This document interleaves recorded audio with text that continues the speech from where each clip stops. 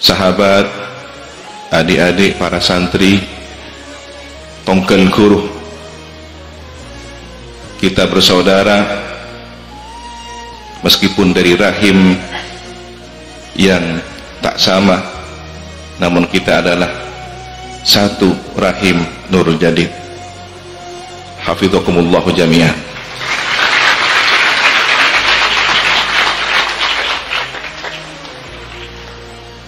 Izinkan kami membayar hutang Kiai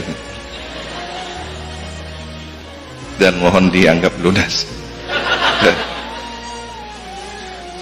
Urusan numpak budi ngerek.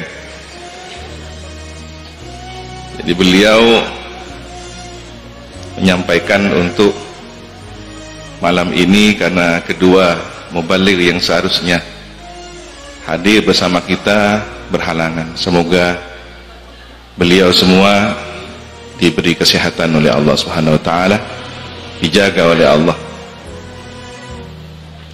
Teringat ketika masih di sini dan saya kerasan betah. Salah satunya di dalam Kiai Abdul Haq, waktu itu teman-teman santri sering bercerita ada ilmu jazaan Pancasona. Ya anggaplah saya sekarang ngocol ilmu Pancasona. Kira-kira sekilas kadang-kadang berwajah kayak Agus Ali Masyuri dan sekilas mungkin Habib Mutahar, walaupun tidak 100%. Understand? Alhamdulillah, dicatat itu. Allahumma salli ala Sayyidina Muhammad. Kira-kira di tahun 86-87 kami sering dibawa oleh Ibunda Umi Zaini Hasan. Yang saya ingat waktu itu kalau sudah menyebut ayo entar ke Tanjung nyabis Kak Tuan Hashim Zaini masih kecil dibawa. Yang terlihat hanya pawan karena mungkin lewat belakang. Jadi Nurul Jadid waktu itu dalam ingatan saya dalam timur pawan, dan itu tentu ada sejarah panjang. Ternyata Ibunda Nyai Zainiyah bertutur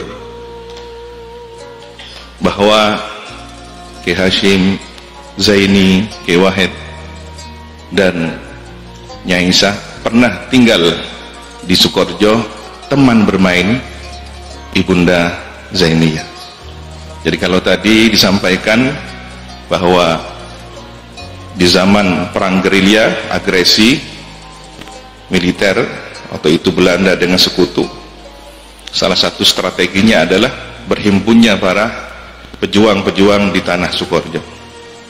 Jadi terkoneksi ada kebenaran fakta sejarah dari tutur para orang tua kita. Tentu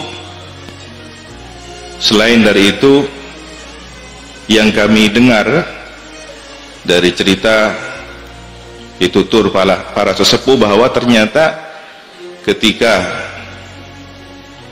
Hadratul Maghfurlah, pendiri dan pengasuh pondok pesantren Nurul Jadid Kiai Zaini Mu'im, menemukan atau merasa ada petunjuk di tanah Karanganyar ini sebagai tempat jihad yang lain, kalau meminjam bahasanya Kiai Zaini Mu'im tadi, untuk tafaqquh fiddin. Waktu itu ada cerita bahwa Kiai Zaini membawa tanah, dikonsultasikan atau diistikharahkan kepada Kiai Samsul Arifin, karena beliau dianugerahi oleh Allah bisa membaca karakter tanah, apakah ini cocok untuk perjuangan, untuk usaha, untuk pertanian, ataukah untuk pondok pesantren. Subhanallah, ketika beliau menciumnya atau melihatnya, ada pada tanah Nurul Jadid pada ben tanah Sukaraja. Semoga kita berkumpul bersama para masyayikh, satu rombongan di mahsyar menuju surga Allah. Amin Allahumma amin. Para hadirin, inilah sebenarnya bagian dari makna memperingati haul para masyayikh kita dan ungkapan tasyakuran bahwa pesantren yang kita cintai telah berusia 73 tahun, berkhidmah untuk umat, berkhidmah untuk bangsa dan negara. Dan ketika kami ingin menemukan jati diri, waktu itu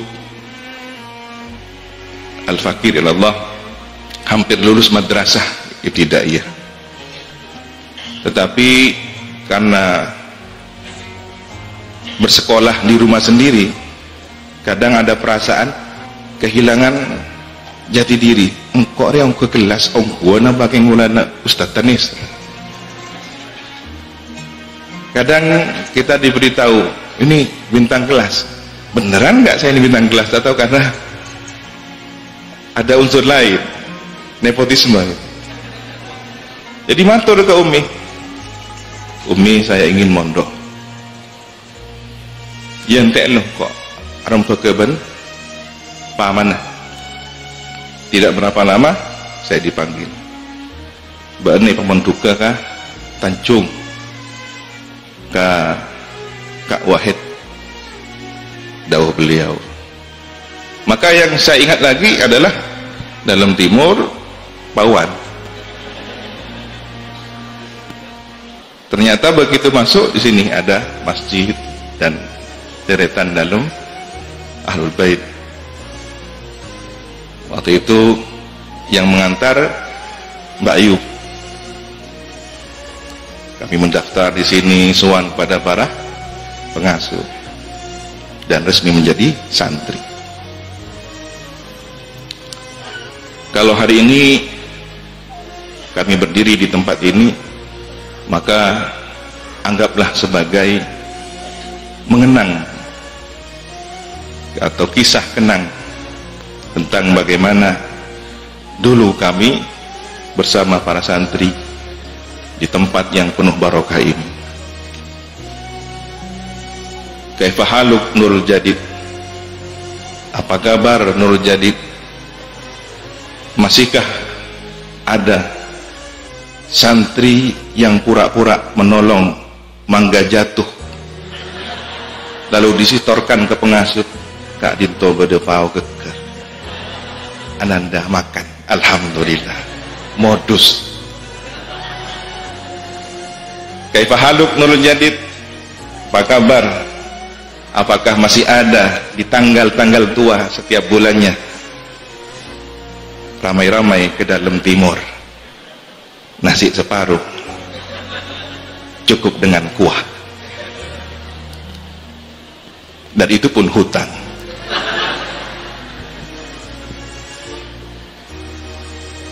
Kaifa haluk Nurul Jadid? Apa kabar? Masihkah ada sebagian santri yang sudah aliyah atau sudah berkuliah, mengajar khidmah di Pondok Kelor dekat Gerinting, yang kadang-kadang kami bertanya, saya mengajar ini karena untuk menyampaikan ilmu yang dianugerahkan kepada kami, ataukah sebenarnya ingin nasi gratis sepiring dan rokok? Tetapi alhamdulillah, setiap peristiwa, setiap pengalaman tercatat sebagai bagian dari tarbiyah. Bahkan di tempat inilah, di Gang C bulan Ramadan, ketika kami gemar membaca buku terjemahan, waktu itu tertulis Hikam Ibnu Athaillah, terjemahan. Saya tertarik karena pilihan bahasanya sangat sastra. Kita baca, idfin wujudaka fi ardil khumul, tanamlah eksistensimu di tanah khumul yang tidak kelihatan, jati dirimu simpan. Itu teorinya. Ternyata para masyayikh kita di masjid ini mengajarkan di pagi hari, sapa boy Simon tuk tanda darah biru lora gus pakai nengi pager. Jadi guru-guru kita, para masyayikh sebenarnya sudah menerjemahkan, menerapkan. Beliau adalah kitab hikam berjalan yang ada di depan mata kita, sementara buku itu adalah teori. Maka kita berterima kasih pada para masyayikh, jazakumullah ahsan jaza, sehingga kami pulang bermasyarakat merasakan betapa besar keberkahan tarbiyah ini. Kepada Kiai Wahid Zaini, kami mengaji tentang ilmu mustalah hadis. Kami diajari tentang sejarah Nahdlatul Ulama. Bahkan kami diajarkan satu kaidah yang terus teringat: jangan pernah fanatik buta terhadap figuritas. Kepada Kiai Haji Zuhri Zaini kami mengaji bagaimana cara memahami kitab dengan baik. Di hari Jumat beliau menugaskan kami untuk menerjemahkan syarah Jurmiyah, lalu dibuatkan satu kesimpulan. Dan di hari Selasa kami mengaji Al-Quran kepada beliau. Kepada Kiai Abdul Haq Zaini kami belajar tentang ilmu kehidupan, yang teringat diantaranya suatu malam ketika biasalah seorang santri kadang-kadang sumpek di asrama, berhibur ingin dekat pada kiai. Saya masuk ke belakang, beliau ada di teras, teranjang dada sambil cangkruan bersama para santri khidmah.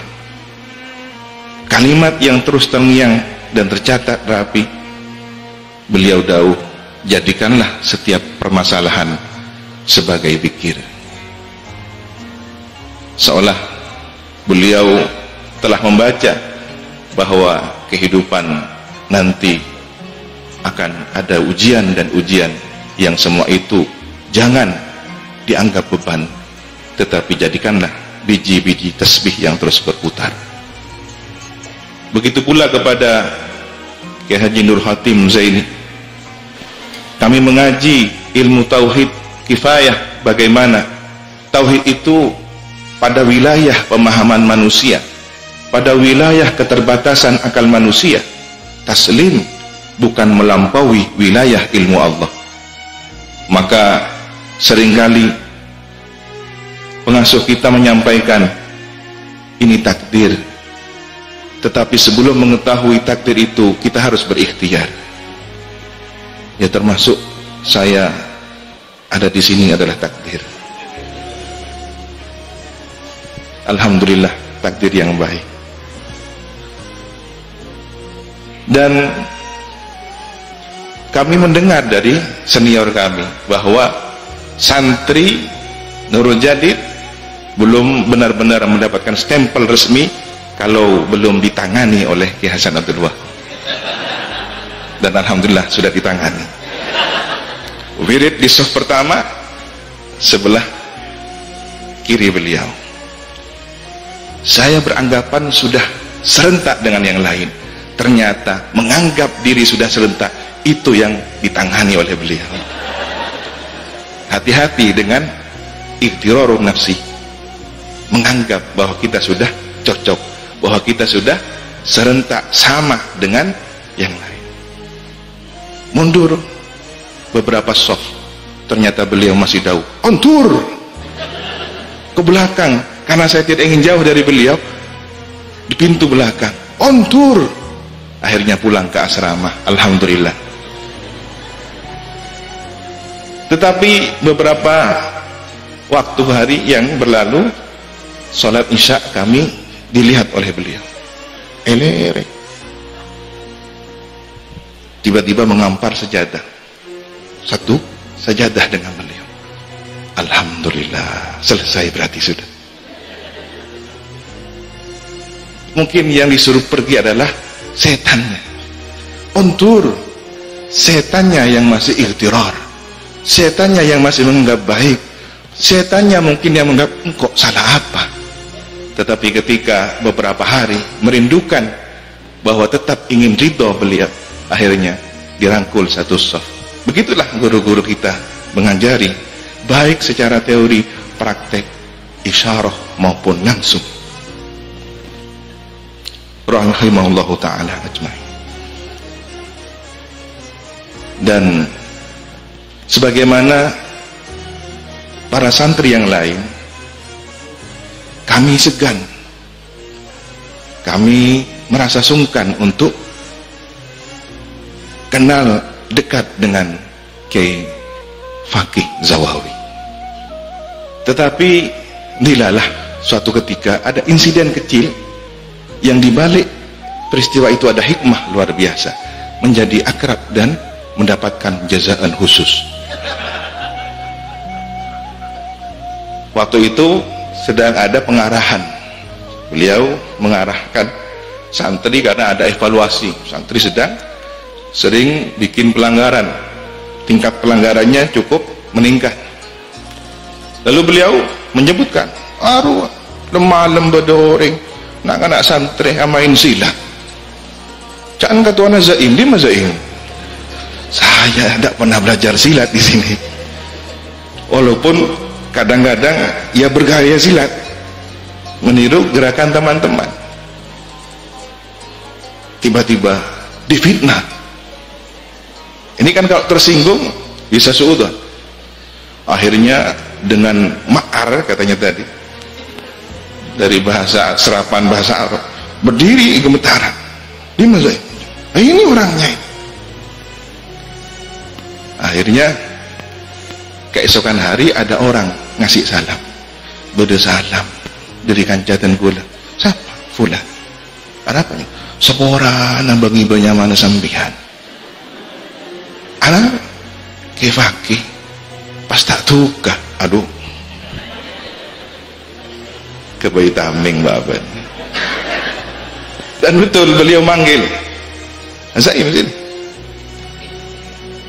Benar Ananda yang demikian? Bukan Kiai. Oh masya Allah, ya sudah. Ini ada jazaan hizib, alhamdulillah. Hizbus Suryani. Tapi beliau ngasih catatan, mun kita akabin jak baca. Waktu itu kita hanya imla, menulis saja. Para hadir, maka pondok pesantren yang kita cintai ini adalah candra di muka para pejuang yang sedang dilatih untuk kemudian berkhidmah, berjihad di medan masing-masing kelak kemudian hari. Antum mungkin hari ini tidak merasakan,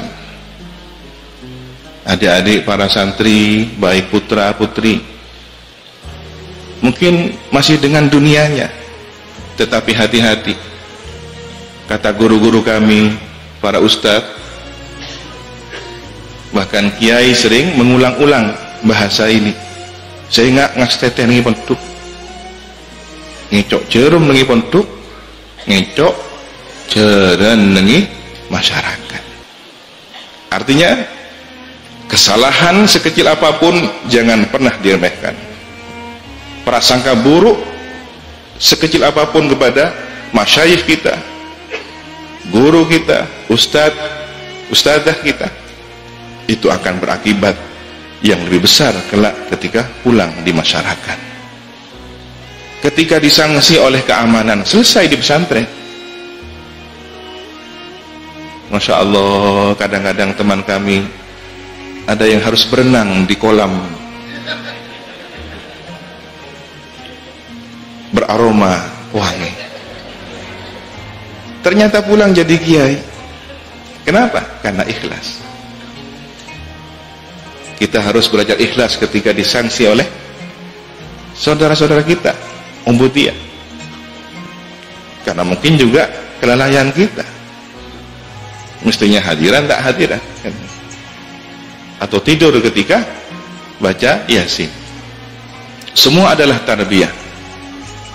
Bahkan para pengurus adalah kepanjangan tangan dari guru-guru kita, yang seharusnya tidak boleh iktirat, karena itu adalah tugas yang harus dijalankan.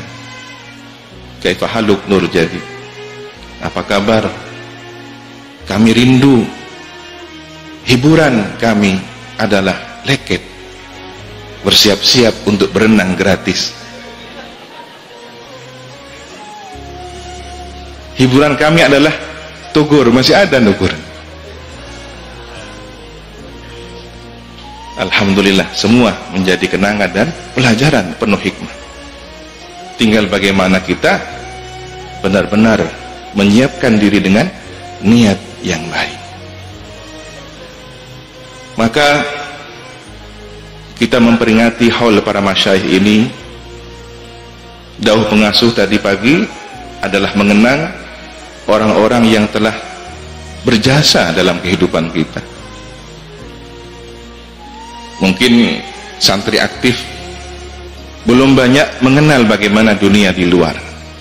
Bagaimana ketika kakak-kakak senior kalian sudah melanjutkan kuliah, aktif di berbagai kampus di kota-kota besar, tantangannya semakin berat. Ada banyak kajian-kajian keislaman yang dipertanyakan siapa gurunya, apa kitab yang diajarkan. Mengapa kemudian banyak menyalahkan ajaran dan tradisi guru-guru kita di pesantren ini dan di pesantren-pesantren yang diasuh oleh para masyayikh dari Jam'iyah Nahdlatul Ulama? Mengapa oknum dari santri telah beralih kepada guru yang lain, bahkan kadang-kadang su'ul adab, cangkolang kepada gurunya sendiri yang telah mentarbiyah di pesantren yang kita cintai. Lebih dari itu, bahkan menyalahkan tradisi-tradisi yang sudah diwariskan oleh muassis dan para masyayikh kita di sini. Apa yang kemudian merasukinya? Doktrin seperti apa yang mengubahnya? Nah, ini hati-hati, terutama yang akan melanjutkan. Kalau yang di pesantren insya Allah aman, maka sebaiknya alaiha nahya wa alaihi namut wa insya Allah biha nu'atu minal aminin, di sini saja. Walaupun ada yang hingga hari ini masih jomblo.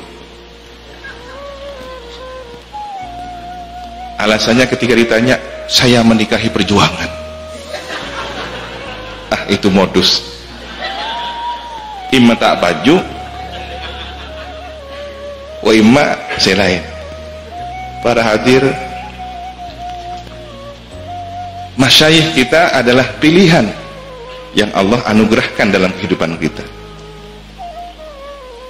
Disinilah kita harus sadar dan bersyukur bahwa apa yang ada di depan mata, apa yang sudah kita jalani, itulah takdir Allah.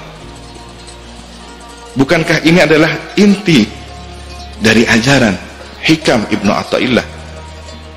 Ada seseorang yang ingin meraih maqam yang tinggi, dia ingin berpikir sendiri, menyendiri dari kehidupan dunia, tidak mau berinteraksi dengan sosial masyarakatnya, sementara dia punya tanggung jawab sebagai pimpinan lembaga, sebagai orang tua, suami yang punya tanggung jawab anak dan istrinya.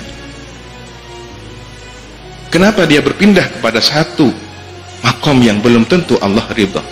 Jangan-jangan di sana ada nafsu yang terselubung berbentuk ibadah, berbentuk ketaatan. Demikian pula hari ini banyak orang terkagum-kagum dengan dai terkenal, kiai medsos, ustadz medsos, yang itu hanya diuji oleh Allah dengan sebuah popularitas.